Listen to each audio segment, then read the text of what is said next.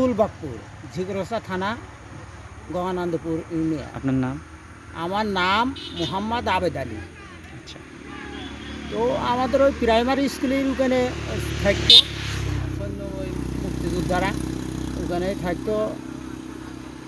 অনেকে যুদ্ধ করতে গিয়ে শুনলাম যে পাঞ্জাবিরা ইয়েছে আসলে গলহাট, তো ওরা দেখে পিছিয়ে গিয়েছে। এবারও জ্বর ছিল ওই দিন, ও এসে কাজ জ্বর ছিল? ওই যে মুক্তিযোদ্ধা যে মরে গিয়েছে নূর মোহাম্মদ শেখ। মতিয়ার, নূর মোহাম্মদ শেখ। আচ্ছা। নূর মোহাম্মদ, হ্যাঁ। ওনার জ্বর ছিল। ও গেঞ্জি গায়ে দিয়ে একটা বলছে আমি যাই, তোরা থাক। ও একাই আসলে তো ওর সাথে আবার তিনজন হয়ে গেছে। হুম। এসে তো হামা টানতে টানতে এসে এখানটা খাই দিয়েছিল। এরা গোড়া কত পড়িয়েছে, হুম।